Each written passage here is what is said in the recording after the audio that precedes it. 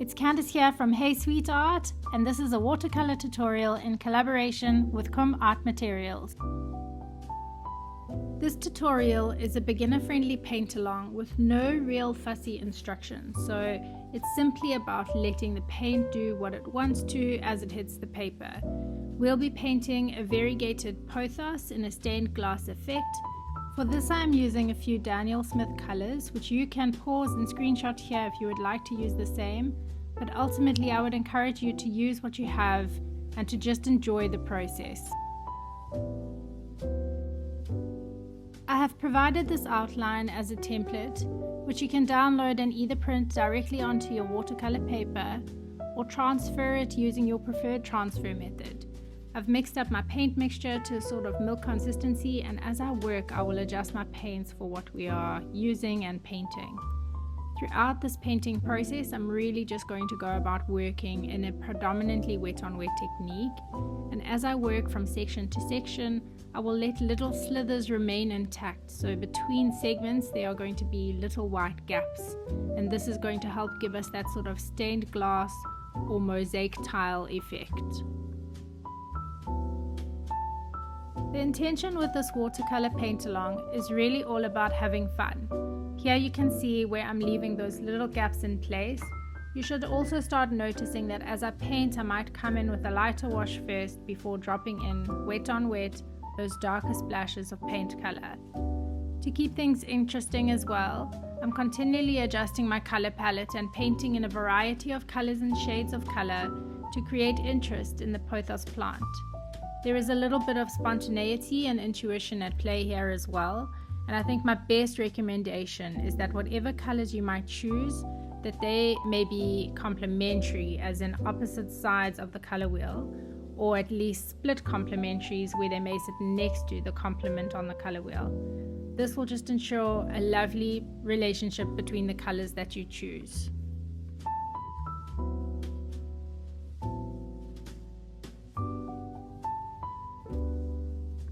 I think while I'm painting, I'm going to have a quick conversation about the colors that I chose. I wanted a palette that does some of the work for me, because with wet on wet, the paint is really the artist here and not me. Quinacridone Gold and Quinacridone Pink are both transparent staining colors. They're smooth and they blend into each other like silk with very little texture and no fuss. They're also the colors that are going to give us those soft glowing transitions between the glass shapes. And then there's Sleeping Beauty Turquoise Genuine. This one's doing something completely different. It's a genuine mineral pigment from Daniel Smith, so it granulates and it separates, settling into the texture of the paper in a beautiful uneven way. And if you've never used a granulating paint before, this is what people mean by it. So you can watch how it kind of breaks up instead of sitting flat on the paper. The Cobalt Green Deep is one of the newer Daniel Smith colors, and it is also a granulating color, a little bit more gentle, but it kind of bridges a gap between smooth colors and this lovely turquoise granulation. The Jaune Brillant No. 1 is quiet, it's soft, it's a little bit opaque, and it's almost there to calm everything down where the colors get a little bit too saturated.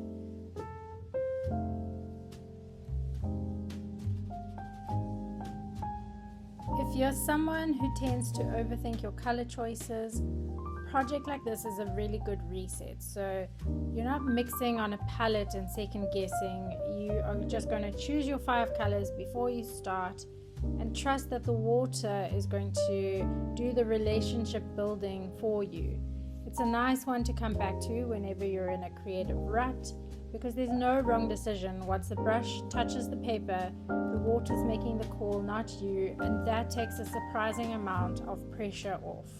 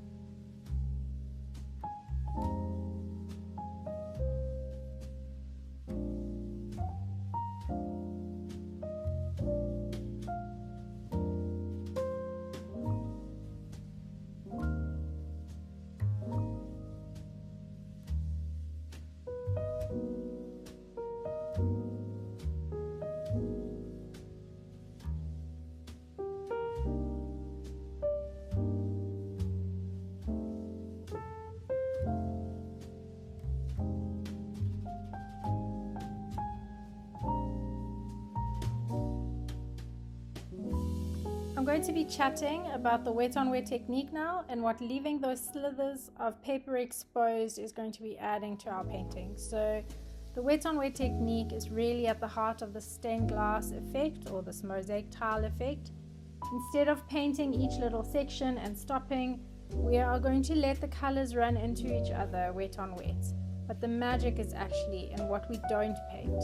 So those slithers, the little gaps of white or barely touched paper between the color shapes, they are doing the same job as what those lead lines in an actual stained glass window would do, or the gaps in a mosaic composition. You don't need to draw them in. If you leave the smallest gap as you move your brush from one shape to the next, the water is going to do that for you, or the paint is going to do that for you. So the paint will pull back slightly, and then you'll get this naturally broken up leaded glass look without needing to mask off those sections or use a fine liner or an acrylic marker or a gel pen afterwards. So don't chase for perfect edges. A wobbly organic slither is more convincing than a ruled straight kind of line, and this is one of those techniques where trying less is actually going to get you a better result.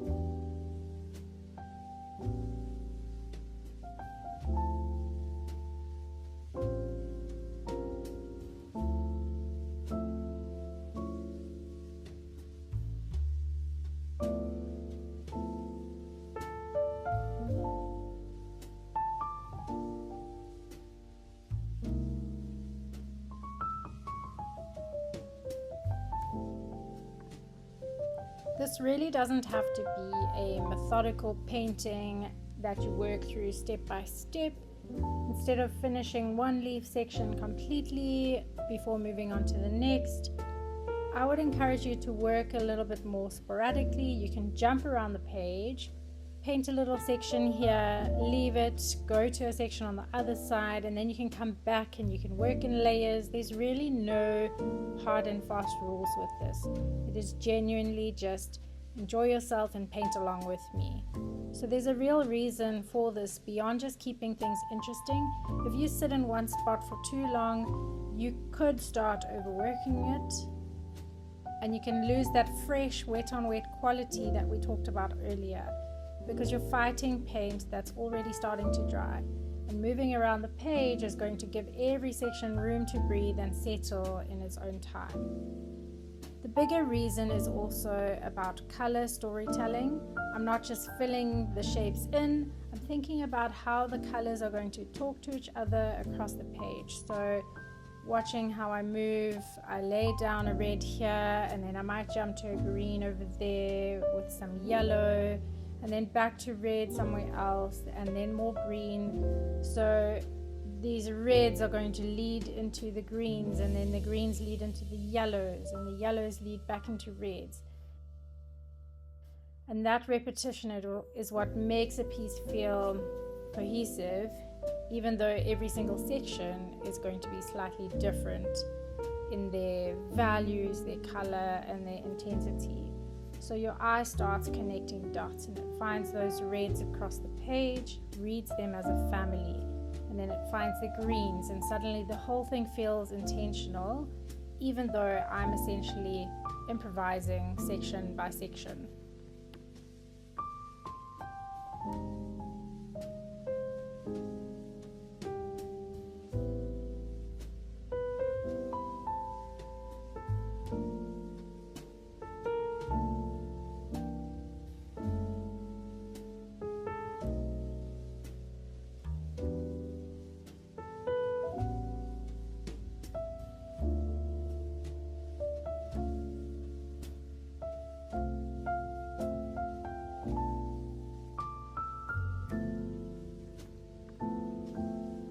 This whole painting actually started with a photograph. I had taken a picture of two variegated pothos leaves that caught my eye, and I simplified what I saw into a line drawing, which I then reimagined into this painting as a response to the subject, rather than trying to copy it exactly. And I think the biggest takeaway from this is that you could find anything out in nature, or even just objects that are man-made, and you can simplify that and respond to it in a more intuitive way than needing to represent it in every sort of gradient and realistic avenue as possible. The variegation on the real leaves was a gorgeous pink and green pattern, and I pulled that straight into my color palette as the foundation. But I wanted more dimension than just the two colors could give me, so I brought in the yellows and the golds and those various shades of greens and reds and pinks, and they are doing a lot of the bridging work, making the transitions feel rich instead of flat. So even though it doesn't look like a botanical illustration in the literal sense, it's still rooted in something real, and that's a nice way to work, I think. You don't have to be faithful to a photograph always. You can also be inspired by it. Simplify it, stylize it, and then let your own color instincts take over.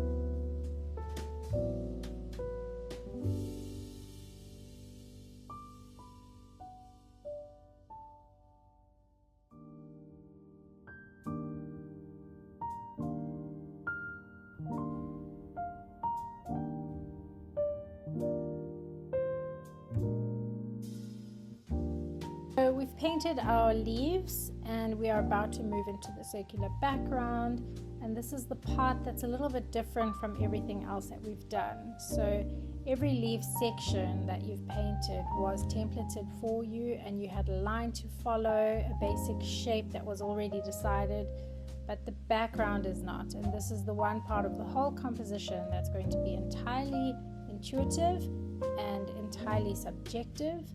So I want you to let go a little bit here. There's no wrong shape, there's no wrong placement for these washes. You just move around the circle, let some areas pool a little bit darker, let the others stay lighter, and trust that it's going to be a unified background once it's all sitting next to those warm leaf colors. Think of it almost as the exhale after holding a more careful, considered breath through all those templated sections. So you've earned this part. Enjoy it, soak it up, and just have fun.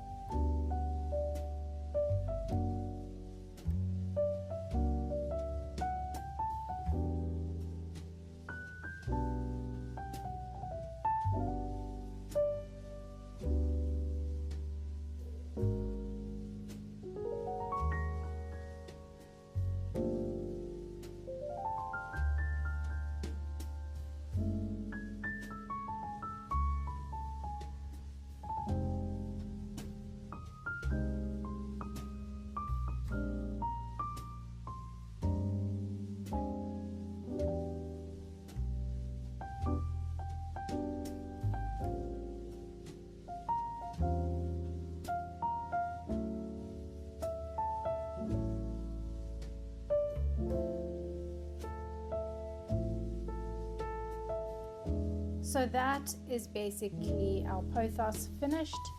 I want to say thank you so much for painting along with me today. Whether you followed every single step or you just had this on in the background while you did your own thing, I hope that it gave you a little bit of calm and a little bit of watercolor joy. This paint along was done in collaboration with KUM Art Materials, who are my favorite brush brand, and I honestly think their brushes do a lot of the heavy lifting, and especially in pieces like this. If you do paint along with this one, I would absolutely love to see it. Please do share your work on socials and tag me. You can find me at heysweet.art on Instagram. I read every single tag and I genuinely love seeing how differently the same template and the same references can turn out so differently in everyone's hands. So thank you again for spending this time with me, and hopefully I'll see you in the next one.